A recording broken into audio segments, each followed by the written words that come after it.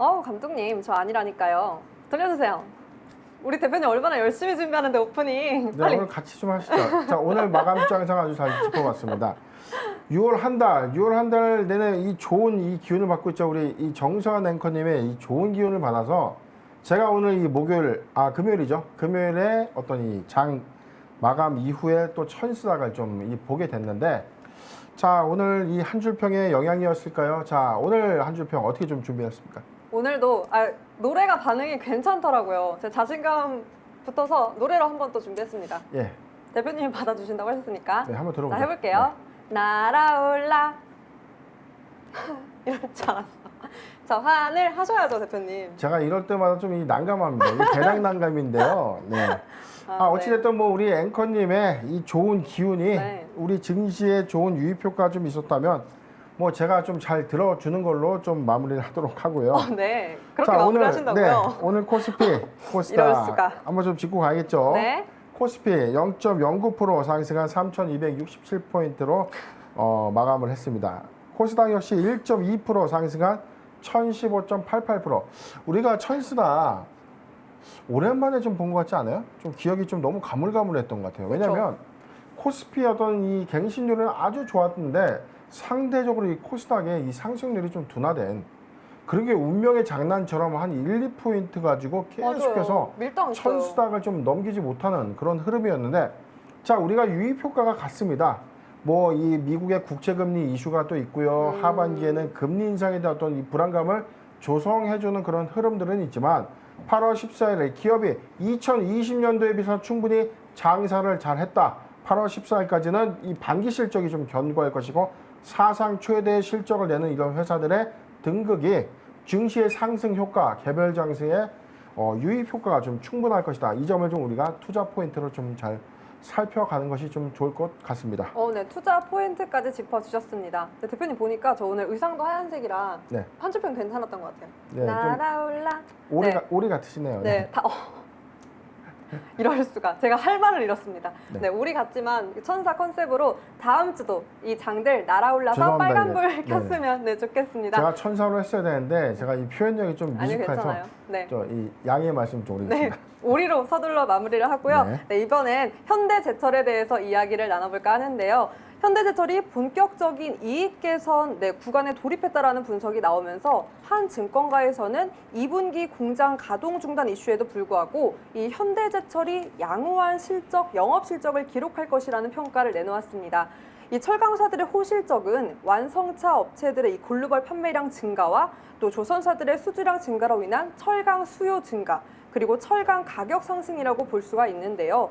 그런데 최근 원자재 가격이 흔들리고 있습니다. 대표님, 향후 이 현대제철을 비롯한 철강주 어떻게 실적 호조 앞으로도 이어질 수 있을까요? 예, 일단 뭐 증권가의 어떤 예측 리포트 좀 나오면서 이 현대제철의 어떤 이 시각이 좀 달라지고 있습니다.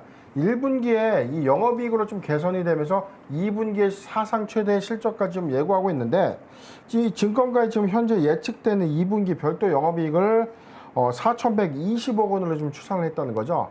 지금 아까 잠깐 뭐 제가 요약자문제표 좀 봤는데 잠깐 좀 내용을 보도록 하겠습니다. 올해 1분기 연결 재무제표는 매출액이요. 잠깐 내용을 보죠. 4,927억. 죄송합니다.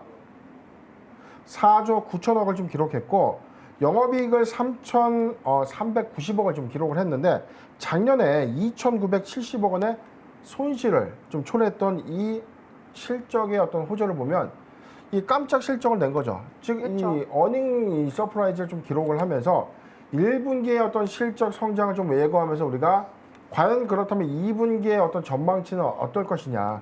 1분기에는 이 시장의 어떤 예측치를 좀 크게 뛰어넘었는데 반기도 좀 어떨 것이냐. 좀 예측 보고서 상에서는 지금 한 4,120억 원의 어떤 별도 수치를 좀 나타내주고 있지만 저는 사실은 이번에도 시장의 어떤 컨센서스를 좀 상회할 것이다.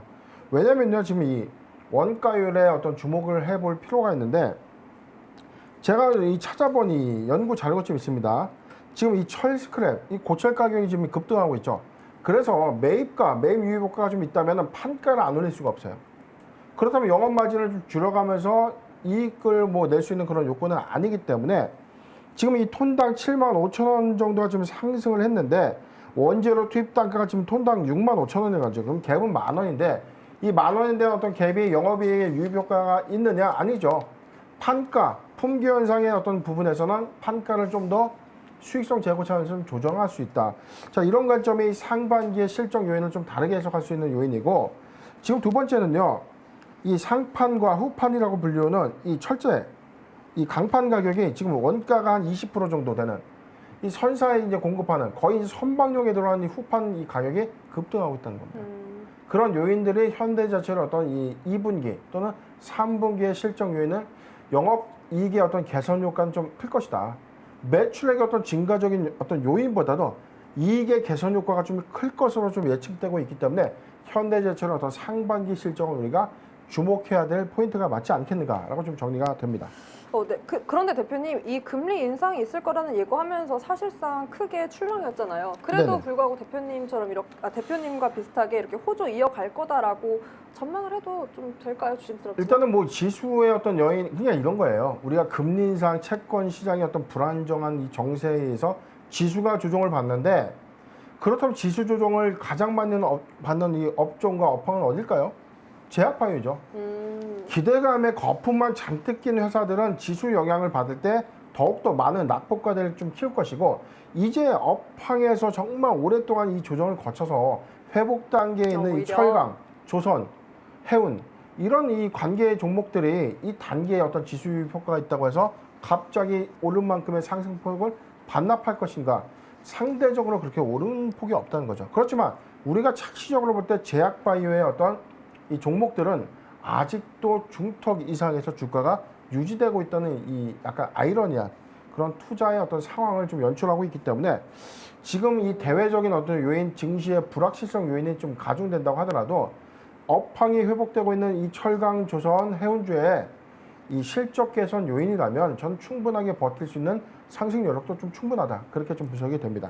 네, 업황 회복과 실적 때문에 충분하다라고 짚어주셨습니다. 저희 오늘 현대제철에 대해서 이야기를 나눠봤고요. 그럼 계속해서 올라올라로 찾아뵙겠습니다.